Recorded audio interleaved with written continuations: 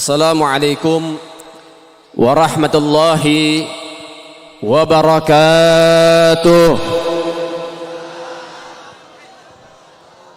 Bismillah walhamdulillah wassalatu wassalam ala rasulillah Sayyiduna Muhammad ibn Abdullah wa ala alihi wa sahbihi wa man walah. Rabbi israh li sadri wa yassir li amri wahlul 'uqdatam min lisani yafqahu qawli. Amma ba'd. Alhamdulillah, yang sama-sama kita muliakan, kita hormati, kita kagumi dan kita cintai dan sayangi dari segenap para abna'i Rasulullah, para anak cucu Sayyiduna Muhammad, para keturunan Sayyiduna Muhammad, para darah daging Sayyiduna Muhammad, mereka para habaib yang mana mereka membawa daripada nurnya Sayyiduna Muhammad. Ada Al-Habib Saleh Jamalul Lail dan juga Al-Habib Muhammad Al-Hasni. Begitu juga dari para kiai, para guru, para muallim, para mudarris yang mana mereka adalah penerus perjuangan Sayyiduna Muhammad, yang mana mereka adalah kaki tangan Sayyiduna Muhammad, yang mana mereka adalah orang-orang yang cinta, taat, patuh kepada Sayyiduna Muhammad. Kama qala Nabiyuna Muhammad sallallahu alaihi wasallam, innal anbiya lam yuwarithu dinaran wala dirhaman fa innahum yuwarisul ilma al ulama warasatul anbiya. Man akramal ulama faqad akramallah wa rasulah. Nabi menyatakan dan menyampaikan di dalam sabdanya yang agung, sesungguhnya para nabi dan para rasul tidak meninggalkan dinar dan dirham, tidak meninggalkan emas dan perak. Mereka para anbiya, mereka para mursalin meninggalkan ilmu. Sesungguhnya para ulama, mereka adalah peninggalan Sayyiduna Muhammad, penerus Sayyiduna Muhammad, peninggi bendera Sayyiduna Muhammad. Man akramal ulama faqad akramallah wa rasulah. Siapa orang yang mengagungkan dan memuliakan para ulama, maka sungguh orang itulah telah mengagungkan Allah dan Rasul. Begitu juga sebaliknya, siapa orang yang merendahkan para ulama, membenci para ulama, memfitnah para ulama, sungguh mereka juga telah menghina Allah dan Rasul. Ketika seseorang cinta dengan para ulama, Allah persiapkan kedudukan yang tinggi, saudara. Namun kalau ada yang membenci para ulama, menghina para ulama, Allah juga sudah mempersiapkan siksaan yang pedih, saudara. Mudah-mudahan kita semua dijadikan para pecinta-pecinta ulama, pecinta-pecinta para habaib, pecinta-pecinta para kiai, pecinta-pecinta taman surga majlis ilmu dan zikir. Dan mudah-mudahan kita yang kumpul saat ini akan dikumpulkan bersama Sayyiduna Muhammad, didekatkan dengan Sayyiduna Muhammad, bisa memandang wajah Sayyiduna Muhammad, bisa memeluk tubuh Sayyiduna Muhammad, bisa memegang tangan suci Sayyiduna Muhammad, dan dikumpulkan di dalam surga bersama Sayyiduna Muhammad. Yang sama-sama kita muliakan, kita hormati dan kita kagumi pimpinan Pondok Pesantren Sirajul Islam Kiai Haji Husin Muallim dan juga Kiai Haji Sirajuddin Husin. Kita doakan guru-guru kita mudah-mudahan senantiasa dipanjangkan usianya oleh Allah fi sihah wal afiyah fi taatillah wa rasulah, dan mudah-mudahan juga diberikan penjagaan oleh Allah dengan sebaik-baik penjagaannya. Dan insyaallah mudah-mudahan pondok pesantren ini akan melahirkan ulama-ulama yang bersinar, yang bisa meninggikan daripada liwa Sayyiduna Muhammad. Amin ya rabbal. Alhamdulillah, segala puji bagi Allah, Tuhan yang Maha Esa, yang Maha Tunggal, yang Maha Kuat. Dan dialah Allah subhanahu wa ta'ala, zat yang Maha Agung, yang memberikan keagungan kepada setiap hamba-hamba yang mendekat kepadanya melalui Sayyiduna Muhammad. Salawat teriring salam terus kita berikan dan curahkan kepada hadratul Rasul, imamuna wa qudwatuna wa Sayyiduna Muhammad sallallahu alaihi wasallam bi afdalis salawat wa ta'zim. Saudara yang dimuliakan oleh Allah, saat ini kita dikumpulkan oleh Allah setelah beberapa waktu yang lalu kita tidak bisa berkumpul, masjid ditutup, majlis ditutup dan lain sebagainya, karena ada sedikit ujian dari Allah subhanahu wa ta'ala. Namun saat ini menjadi obat rindu kita sehingga kita bisa berkumpul di taman surga Allah subhanahu wa ta'ala. Mudah-mudahan perkumpulan ini insya Allah dengan perkumpulan baik ini Allah Ta'ala menghilangkan bala dan musibah dari Indonesia, saudara. Allah menjauhkan virus-virus dari Indonesia, saudara. Dan harapan kita mudah-mudahan dengan zikir kita, ibadah kita, taat kita, sabar kita, mudah-mudahan Habib Rizik bisa kembali ke tanah air dengan sehat dan selamat, saudara. Dan mudah-mudahan ulama kita insya Allah dibebaskan dari masa uzlahnya sehingga bisa berkunjung ke kampung-kampung kita, amin ya rabbal. Saudara yang dimuliakan oleh Allah, Indonesia tidak bisa dipisahkan dari ulama dan majelis ilmu, karena itu telah menjadi satu kesatuan sehingga sudah mendarah daging, saudara sekalian. Sehingga berpisahnya kita sebentar tidak menghilangkan daripada kecintaan kita dengan para ulama dan majelis ilmu. Namun dengan perpisahan sebentar tadi karena adanya daripada ujian dan musibah, malah menambah rasa rindu kita dengan majelis-majelis yang semacam ini. Sehingga insya Allah dengan kerinduan yang telah mendarah daging di dalam tubuh kita terhadap tempat-tempat yang baik semacam ini, insya Allah ini menjadi wasilah supaya kita bisa mendapat syafaat dari Sayyiduna Muhammad. Saudara yang dimuliakan oleh Allah, ketahuilah kita semua yang menimba ilmu agama, sesungguhnya Allah Subhanahu wa Ta'ala telah mempersiapkan magam yang tinggi untuk para pecinta ilmu agama. Maka oleh sebab itu jaga baik-baik ilmu, amalkan baik-baik itu, sebarkan dimanapun kita berada, sehingga kita menjadi orang-orang yang diridhai oleh Allah Subhanahu wa Ta'ala. Sehingga saudara yang dimuliakan oleh Allah, Allah menyatakan di dalam firman-Nya, Bismillahirrahmanirrahim, yarfa'illahu alladhina amanu minkum walladhina utul ilma darajat. Sesungguhnya Allah mengangkat derajat orang-orang yang beriman di antara kalian dan orang-orang yang mencari ilmu di antara kalian. Darajat isim jamak, saudara, dengan beberapa derajat. Derajat yang tinggi telah dipersiapkan oleh Allah Subhanahu wa Ta'ala untuk para pecinta daripada majlis-majlis ilmu, pecinta di dalam talibul ilm. Sehingga magam yang luar biasa ini tidak bisa digapai dengan ibadah-ibadah yang lain, karena ini bisa digapai dengan cara mencari ilmu agama Allah Subhanahu wa Ta'ala. Tidak ada satu ulama yang berani menyatakan berapa derajat yang Allah angkat dengan nominal, saudara. Namun para ulama memberikan penafsiran untuk memberikan daripada motivasi kepada kita, sehingga dengan isim jamak ini kita nggak tahu berapa derajat yang Allah angkat, apakah 3, apakah 4, apakah 5, berapa tidak ada yang tahu. Namun Sayyidina Abdullah bin Abbas menafsirkan kalau ini memakai isim jamak paling sedikit artinya 3, yang sudah jelas 3. Andai kata dengan 3 itu kita berhitung, dikatakan baina darajatain, Allah mengangkat derajat orang-orang beriman yang mencari ilmu agama Allah, misal 3 derajat. Baina darajatain, di antara derajat pertama sampai dalam derajat yang kedua, bihamsamiyah sanawat bil ibadah. Anda bisa gapai dengan cara ibadah 500 tahun, saudara. Umur mana yang sampai? Namun keistimewaan khususiyah, ternyata daripada ganjaran tersebut, pahala tersebut Allah beri kepada orang-orang yang gemar menghadiri majlis-majlis ilmu, lebih-lebih kepada segenap para santri-santri yang mencari ilmu agama Allah. Kalau kita kali 500 tahun ibadah dikali 3 sudah 1.500 yang Allah beri kepada kita ganjaran orang yang duduk sesaat di majlis ilmu, maka mendapatkan pahala seakan-akan dia ibadah sepanjang 1.500 tahun, saudara. Luar biasa. Namun yang perlu diketahui, yang harus kita pahami, tidak semua orang berilmu dapat barokah. Ada orang pintar tapi keblinger. Ada orang pintar tapi ngawur. Artinya apa? Artinya tidak semua orang yang mendapat ilmu barokah. Tapi siapa orang yang mendapatkan kebarokahan dengan ilmunya? Orang yang berbakti kepada Allah dan Rasul, mengamalkan ilmunya, dan juga bakti kepada guru-guru mereka. Tidak akan seseorang mendapatkan kebarokahan ilmu tanpa ada hubungan yang baik dengan guru-guru mereka. Jadi untuk mendapatkan barokah ilmu dengan cara apa? Dengan cara menghormati, ta'zim wa tagrim terhadap para muallim.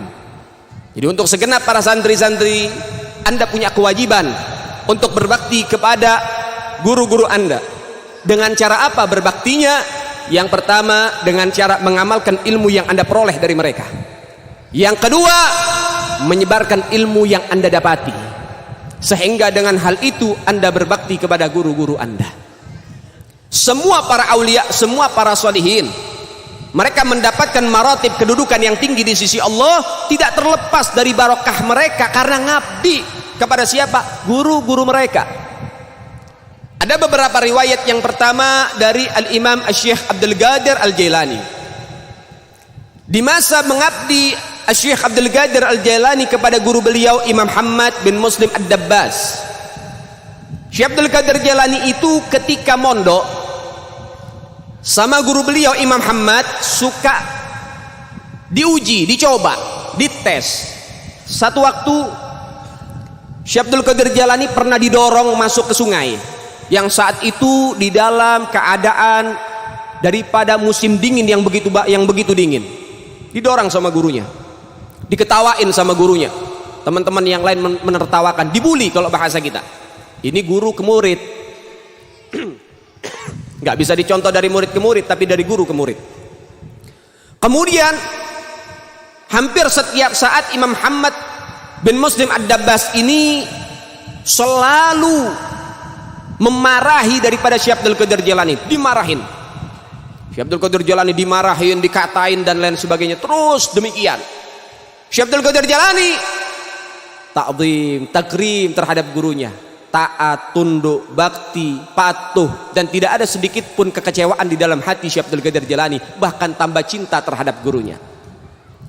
Sampai beberapa teman Syekh Abdul Qadir Jailani yang menyaksikan kejadian ini iba, kasihan, ngomong sama Imam Muhammad, "Imam, apa nggak kasihan Syekh Abdul Qadir Jailani, engkau selalu lakukan hal yang semacam ini, dikatain, diceburin ke kolam dalam musim dingin, kemudian ditinggal, dimarah-marahin. Apa engkau ini nggak kasihan wahai guru?" Apa jawabnya Imam Muhammad? "Wahai muridku, ketahuilah, sesungguhnya Abdul Qadir Jailani ini adalah murid yang paling aku sayang karena sabar, taat, bakti kepadaku, dan tidak ada sedikit pun kebencian terhadap diriku. Dan aku menguji dia karena aku tahu satu waktu dia akan menjadi Sultanul Aulia, sehingga aku mempercepat untuk dia bisa mencapai magom Sultanul Aulia dengan sabar terhadap ujian." Jadi kadang-kadang ujian dari guru itu untuk mempercepat magom kita, saudara, untuk melatih kesabaran kita, melatih mental kita. Begitulah didikan seorang guru. Kenapa? Wajib untuk bakti seorang murid terhadap gurunya. Kemudian Al-Imam Burhanuddin memiliki guru Imam Fakhruddin. Imam Burhanuddin ini sampai di dalam maqam Syekhus Suyukh, guru di atas guru. Imam Burhanuddin ketika mengajar, beliau sedang mengajar, lalu kemudian yang diajar ulama-ulama besar. Di tengah-tengah mengajar beliau berdiri. Kemudian tidak lama duduk lagi, ngajar. Setelah mengajar berdiri lagi, kemudian duduk lagi, sehingga murid-muridnya bertanya, "Wahai imam, mengapa engkau lakukan hal yang semacam ini?" Maka beliau menjawab, "Iya, ketika aku sedang mengajar, aku melihat putra guruku lewat di depan pintu dan berdiri di depan pintu, anak daripada Imam Fakhruddin, maka aku berdiri untuk mengagungkan daripada anak guruku.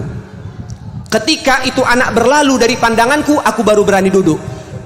Dan itu dilakukan berpuluh-puluh tahun, padahal beliau telah menjadi ulama besar di kala itu, saudara. Al-adab fawqal ilm, adab itu di atas ilmu, saudara. Jadi kalau ada orang berilmu tapi tidak beradab, maka mereka itu sama seperti setan. Kemudian yang berikutnya Al-Habib Abdullah bin Umar bin Yahya. Beliau memiliki guru Al-Habib Abdullah bin Tahir, Sahibus Sulamut Taufiq. Satu waktu Habib Abdullah bin Tahir ini datang ke rumah Habib Abdullah bin Umar bin Yahya. Sampai di rumah Habib Abdullah bin Umar bin Yahya bilang, "Wahai Abdullah, saya mau ke kamar mandi, siapin saya sendal." Maka diambilkan sendal baru untuk gurunya, diberikan yang terbaik untuk gurunya, padahal sendalnya banyak. Tapi diambilkan sendal yang baru, yang bagus, yang baik buat gurunya. Dipakai oleh gurunya ke kamar mandi, berwudu, kemudian keluar dari kamar mandi. Maka apa yang dilakukan oleh Habib Abdullah bin Umar bin Yahya? Sandal itu, saudara, diambil oleh Habib Abdullah bin Umar bin Yahya, kemudian diciumin sandal yang bekas dipakai oleh gurunya, kemudian ditaruh di kantong plastik, dimasukkan ke lemarinya, dijadikan jimat seumur hidup. Dia tidak akan pernah memakainya karena pernah dipakai oleh gurunya.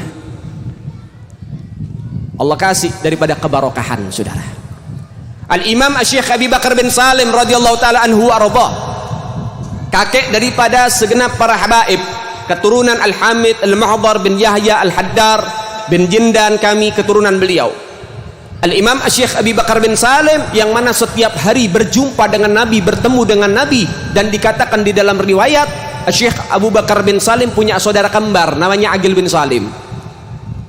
Syekh Abu Bakar bin Salim ini dikatakan waktu kakeknya masih bujangan, beliau pernah nolong kakeknya, padahal beliau belum dilahirkan, tapi ruhnya diturunkan oleh Allah Subhanahu wa taala.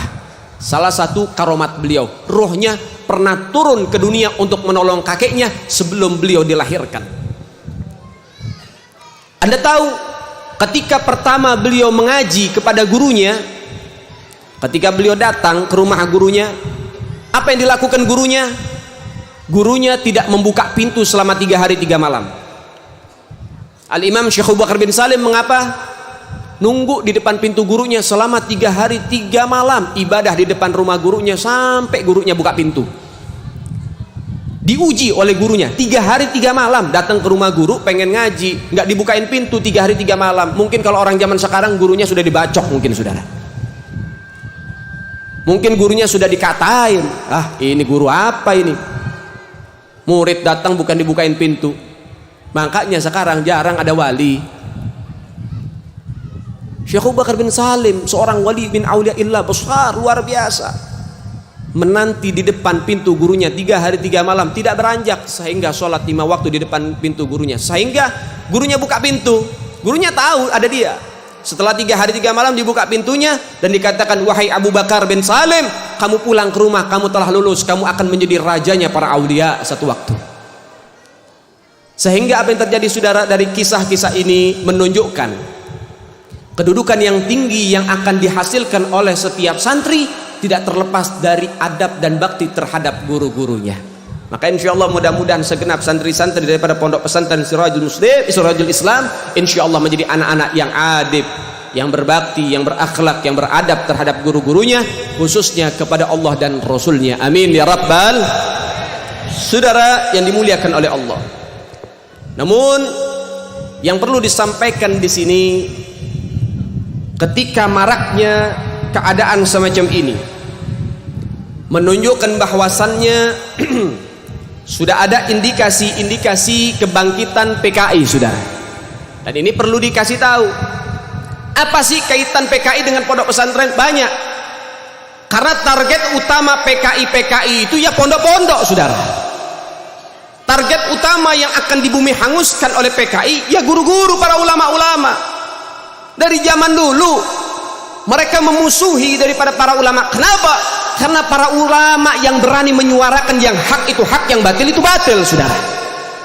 Sehingga nggak sedikit para ulama yang dibantai, pondok pesantren yang dibakar, dan juga santri-santri yang dibunuh dan digorok lehernya oleh PKI, saudara. Dan ini perlu kita pahami baik-baik. Dan PKI itu berusaha untuk memutuskan dan menjauhkan masyarakat dengan para ulama. Itu adalah indikasi-indikasinya. Memutus mata rantai ulama dengan majelisnya, ulama dengan musolahnya, ulama dengan masjidnya, santri dengan gurunya. Itulah indikasi-indikasi PKI. Memutus mata rantai daripada apa? Ahlul Bait dengan umatnya Nabi, sehingga dibikinlah propaganda di mana-mana. Sehingga apa? Miris kita punya hati. Hari demi hari di akhir zaman ini, innalillahi wa inna ilaihi raji'un. Sudah berapa banyak Ahlul Bait Nabi Muhammad yang dizalimi, saudara. Padahal kalau kita boleh membuka sejarah, Indonesia tidak akan pernah berdiri dan tidak akan pernah merasakan kemerdekaan tanpa sepak terjang dan perjuangan para ulama dengan Ahlul Bait Nabi Muhammad. Tanpa ada ulama, tanpa ada santri, tanpa ada habaib, sampai detik ini Indonesia belum merdeka, saudara. Itu tidak bisa dipungkiri. Para habaib jasanya besar, para kiai jasanya besar, luar biasa. Lihat, kita tarik sejarah demi sejarah. Sedikit saja, tidak usah panjang-panjang masalah sejarah ini. Nanti kita akan bahas PKI. Ada namanya Imam Bonjol, saudara. Nah, ini menunjukkan bagaimana sepak terjang para ulama. Imam Bonjol itu namanya Muhammad Syahabuddin. Siapa sih Imam Bonjol? Imam Bonjol ternyata adalah salah satu kakek daripada Habib Rizik, saudara. Man fil ab fil abna, apa yang ada sama orang tua ada sama anak cucunya. Kalau bapaknya pejuang, anaknya juga pejuang, saudara. Bapaknya macan, anaknya macan, betul? Betul? Iya. Kalau bapak kakeknya pejuang, pasti anak-anaknya juga pejuang, saudara. Dan itu tidak bisa dinafikan. Namanya Muhammad Syahabuddin, darah daging Sayyiduna Muhammad. Yang kedua, di Ponorogo. Siapa di Ponorogo? Ternyata di Ponorogo adalah seorang ulama besar, namanya adalah Abdul Hamid. Beliau sosok daripada panglima perang, berusaha berupaya membentengi Indonesia dari penjajahan, saudara, sehingga digelari di Ponorogo. Apa itu di Ponorogo? Diambil dari dua suku kata. Yang pertama bahasa Arab, yang kedua dari bahasa Jawa. Dipo dari kalimat dafa yadfa'u, artinya apa? Menolak, membentengi, mengusir daripada apa? Daripada negaranya dijajah. Mengusir penjajah dari negara, menolak penjajah dari negara. Negoro dari bahasa Jawa yaitu negara, artinya apa? Membentengi negaranya dari penjajahan. Namanya adalah Abdul Hamid, seorang ulama besar. Makanya kalau kita lihat lukisannya di Ponorogo pakai imamah, Imam Bonjol pakai imamah. Ulama tidak bisa dipisahkan dari Indonesia. Pejuang-pejuang kita, masyarakat kita, mayoritas para pejuang adalah para ulama. Dan juga saudara, siapa lagi? Ada namanya Kapiten Patimura. Kapiten Patimura ini adalah sosok kiai besar dari Maluku. Nama aslinya adalah Kiai Haji Ahmad Lusi. Memiliki pondok pesantren besar di Maluku, Indonesia bagian timur. Ketika sampai seruhan jihad kepada mereka, ternyata Kapiten Patimura nggak ngumpet di pondoknya, keluar sama santri-santrinya. Keluar berjuang berjihad bersama santri-santrinya. Ini baru sosok santri, sosok kiai yang betul-betul cinta terhadap NKRI, saudara. Sampai-sampai Kapiten Patimura harus tewas di tiang gantungan, dibunuh oleh penjajah, saudara. Namun mendapatkan syahidnya. Namun ada beberapa orang licik dan picik dari petinggi-petinggi negeri mulai untuk apa? Menghapus sejarah dan menipu sejarah, penipuan sejarah. Sehingga di setiap buku-buku sekolah yang beredar di sekolah-sekolah umum, Kapiten Patimura namanya adalah Thomas Matulesi. Kalau nama Ahmad, kira-kira agamanya apa? Agamanya apa? Agamanya apa? Baik, kalau misalnya namanya Thomas, kira-kira agamanya apa? Permainan sejarah, penipuan, saudara. Padahal yang berjuang mayoritas adalah kiai, santri, dan orang-orang Islam. Ternyata mereka memiliki penipuan sejarah. Na'udzubillah. Anda harus tahu, santri harus tahu, ini sejarahnya. Beginilah para pejuang-pejuang kita. Mereka para ulama kok. Pejuang-pejuang Indonesia para ulama. Tapi kenapa saat ini malah apa? Ulama dimusuhi, ulama dibenci, ulama diteror, ulama diintimidasi, ulama didiskreditkan. Ada apa dengan negara ini? Jangan-jangan PKI sudah menyusup, saudara. Baik, yang berikutnya, siapa sih pahlawan-pahlawan nasional? Kiai Haji Mas Mansur, Kiai Haji Agus Salim. Kemudian di Bekasi ada Kiai Haji Nur Ali.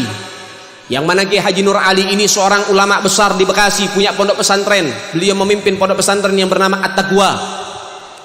Itu Kiai Haji Nur Ali, saudara. Kalau sudah berjuang, saudara, dia cabut goloknya, saudara. Dia nggak mundur dari perjuangan sampai tetes darah terakhir, saudara. Sempat-sempat beliau Kiai Haji Nur Ali di Bekasi, beliau jalan kaki dari Bekasi sampai Jogja untuk ketemu Jenderal Sudirman, menyusut daripada strategi perang, saudara.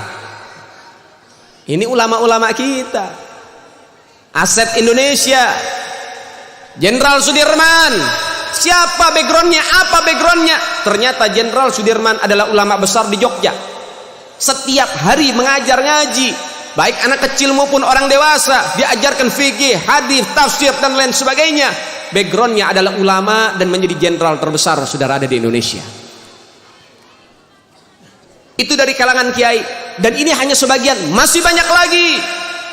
Sekarang pertanyaannya, apa jasa Ahlul Bait Sayyiduna Muhammad? Apa jasanya mereka para habaib di Indonesia? Apa jasanya? Baik. Yang pertama, Al-Habib Husain Al-Mutahhar. Beliau dari Semarang. Beliau yang menciptakan lagu 17 Agustus dan Syukur. Dan beliau adalah bapak pramuka yang menciptakan pramuka, Al-Habib Husain Al-Mutahhar. Dan Anda harus tahu, ketika rumah Soekarno dikepung, di situ ada Habib Husain Al-Mutahhar, dan Belanda mencari bendera merah putih yang sudah dibuat untuk dibakar dan dibumi hanguskan, saudara. Soekarno menyerahkan kepada Habib Husain, tolong Pak Husain jaga bendera ini baik-baik. Habib Husain mengatakan, saya jaga walaupun nyawa saya terancam, sehingga bisa berkibar ada di mana-mana, saudara. Yang kedua, yaitu daripada Al-Habib Ali bin Abdurrahman Al-Habsyi, atau yang dikenal dengan Al-Habib Ali Kuitang. Habib Ali Kuitang ini, Habib Ali Habsyi ini, beliau adalah guru Soekarno. Anda tahu, ketika Soekarno membacakan teks proklamasi menunjukkan bahwasannya Indonesia telah merdeka pada hari Jumat 17 Ramadan, dan tepat pada tanggal 17 Agustus 1945,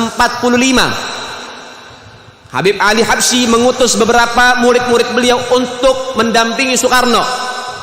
Dan Anda harus tahu, ketika pembacaan teks proklamasi, ternyata di sebelah daripada Soekarno, kira-kira 2 orang dari Soekarno ada di depan mendampingi Soekarno. Ada Al-Habib Husain bin Syihab, yaitu ayahanda Habib Rizik, saudara. Dan Anda tahu, muridnya Habib Ali Kuitang menyampaikan kepada gurunya pada hari Jumat, selepas sholat Jumat, mengatakan, Habib, Indonesia telah merdeka. Maka Habib Ali Al-Habsyi, beliau mengambil mic dan memberikan daripada informasi dan menyatakan fatwanya. Beliau mengatakan, mulai detik ini, mulai saat ini, pasang di rumah-rumah kalian dan tinggikan bendera merah putih. Indonesia telah merdeka, sebarkan ke seluruh Indonesia untuk mengibarkan bendera merah putih, saudara. Itu fatwa dari Habib Ali Kuitang, saudara. Dan juga dari mana asal merah putih? Itu fatwa dari Al-Habib Salim Al-Jufri, guru tua, Al-Habib Idrus bin Salim Al-Jufri yang ada di Palu, saudara. Kemudian, siapa yang membakar semangat perjuangan masyarakat di kala itu? Al-Habib Salim bin Ahmad bin Jindan. Saya punya kakek, saudara. Beliau keluar masuk penjara dari zaman Belanda, dari zaman Jepang, bahkan diancam hukuman pancung. Tapi Habib Salim Jindan tidak mundur dari barisan perjuangan, saudara, sampai Indonesia mendapatkan kemerdekaannya, saudara.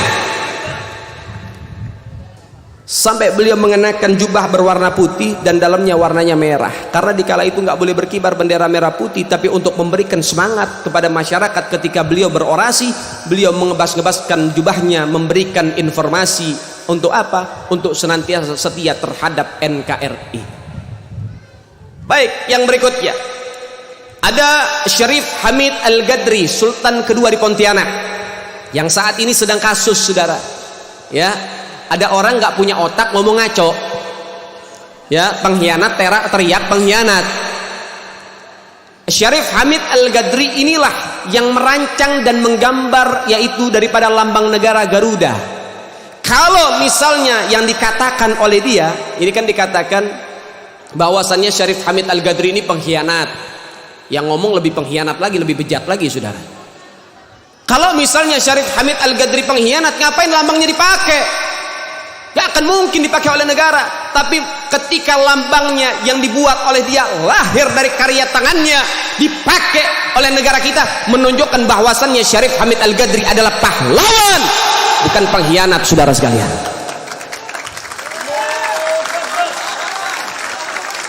Kalau menyebarkan pertama kali tidak, karena yang menyebarkan pertama kali adalah, kalau beliau itu ngomong menyebarkan dalam pengertian pertama kali menyebarkan Islam di Indonesia tertolak, karena sejarah tidak mengatakan seperti itu.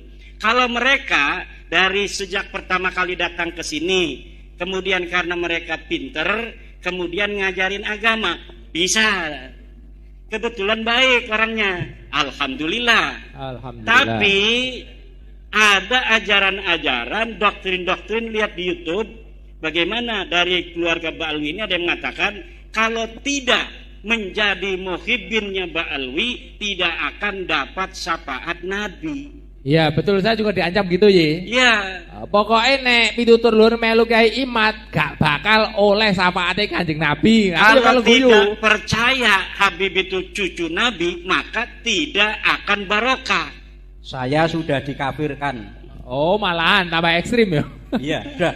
Saya Sementara dialahkan kalau Habib. kita bicara nasab, ya nasab itu tadi berita. Berita itu mahtamala sidqa wal kadhiba, dia bisa benar bisa salah. Dan saya dapat membuktikan Pak Rukyanto bahwa nasab mereka itu salah. Nasab mereka tertolak. Dia bukan cucunya Nabi. Kalau mereka itu ulama, kita wajib hormati. Bukan karena dia turun Nabi, karena ulama. Karena memberikan manfaat untuk masyarakat sekitar, ngajarin ngaji, ngajarin kitab. Tapi saya belum lihat ada Habib yang ngajarin kitab. Baca Fathul Mu'in misalnya. Ada juga selawatan, ceramah. Termasuk Abah Lutfi, belum pernah saya melihat beliau baca kitab kuning. Yang ada adalah ceramah. Maka kalau ketika ada yang nanya sama saya, Abah Lutfi itu ulama bukan? Bukan. Maka kalau ketika ada yang nanya sama saya, Abah Lutfi itu ulama bukan? Bukan. Tapi dia penceramah. Kenapa? Karena ulama harus bisa baca kitab kuning. Syarat ulama itu mampu membaca kitab kuning sebagai satu syarat utama orang memahami agama. Bagaimana orang tidak bisa baca kitab kuning mampu memahami agama dengan benar? Paling dia dapat mendengar dan dapat membaca dari terjemah. Kalau dapat mendengar dan dapat membaca dari terjemah, itu tidak bisa istimbat. Kenapa? Karena Al-Quran berbahasa Arab, Al-Hadis berbahasa Arab. Cara memahami Al-Quran dan Hadis itu hanya bisa dipahami oleh dia yang baca kitab kuning. Santri Lirboyo, santri Peloso, santri Sidogiri, santri-santri pondok pesantren salaf yang bisa memahami agama dengan benar. Hanya ulama. Siapa ulama? Syarat pertama harus baca Fathul Qorib, Ihya Ulumuddin,